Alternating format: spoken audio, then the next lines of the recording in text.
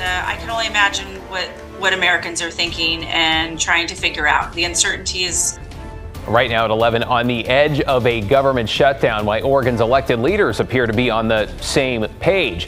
Plus, middle school evacuated after a credible threat, the connection to a viral video that's left administrators disgusted. But first, it's an epidemic and it's nationwide, and it's a tough time. How a local couple is doing its part in what feels like the never-ending fight against fentanyl.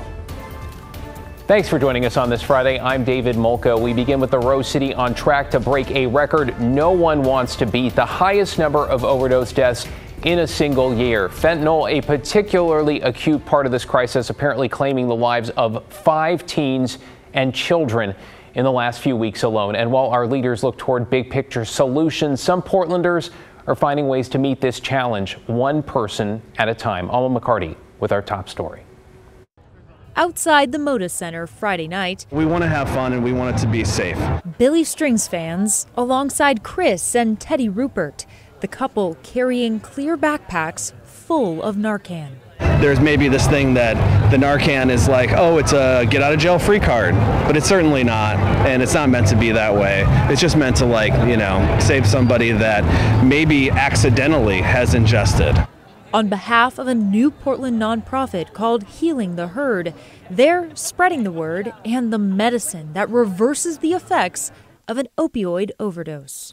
People have been very open to it, mostly. They've wanted it, not necessarily coming up to us, but definitely being receptive to taking it. And they know the need is great, not just at shows, but seemingly everywhere. Because pills and powders taken by accident or sometimes on purpose aren't always what they seem. It's an epidemic and it's nationwide and it's a tough time. And just within the last week, Portland police say paramedics revived a 15-month-old girl with Narcan after a possible overdose. Firefighters believe the toddler ingested tinfoil covered in fentanyl residue. Fentanyl also the suspected cause of death for a 15-year-old, a sophomore at Jefferson High. And since mid-June, police say they've investigated 7 other cases of suspected fentanyl overdoses of teens and children. 4 of them fatal. Well, it's terrifying. I mean, we have teenage children, and so that's a lot of the reason that we're out here spreading this information, because we want not only our community, the music community, our community in Portland to be safe, but our kids as well. The Ruperts plan to be outside Moda tomorrow for the second Billy Strings concert. Narcan is now available over the counter, and given the toll fentanyl has taken in the last few weeks, the Ruperts say it never hurts to be ready. David? Yeah, appreciate them and you getting the word out. Thanks so much, Alma. Let's get you caught up on tonight's other headlines now. A group of homeless Portlanders are suing the city for its new restrictions around camping. The class action says the daytime camping ban and other rules violate Oregon state law and the state constitution. While the city has not started enforcing the ordinance, the complaint alleges it subjects people to unreasonable punishments that include fines and jail time. Plaintiffs are asking for an immediate injunction to prevent enforcement. An Oregon man already awaiting a federal trial for kidnapping and rape now faces similar charges in a separate case. 29-year-old Nagasi Zuberi is accused in a new case in Klamath County. Prosecutors say he sexually assaulted and used a taser against the victim back on May 6. He now faces charges for kidnap, rape, and assault. Zuberi is the same man authorities say impersonated a police officer in July in order to kidnap a woman near Seattle. He is accused of sexually assaulting her and driving her to his Klamath Falls home. Police say he kept her in a cinder block cell he built in the garage. She managed to escape, leading to his arrest. And a suspect has been charged and arraigned in connection with the death of a 26-year-old woman at Northwest Portland's Wallace Park. Authorities say Erica Evans' body was found with gunshot wounds in September 2022. She died before paramedics could get her to the hospital. 38-year-old Jake Phillips now charged with murder and unlawful use of a weapon. It is not clear how the two knew each other, but the charges appear to have a domestic violence component.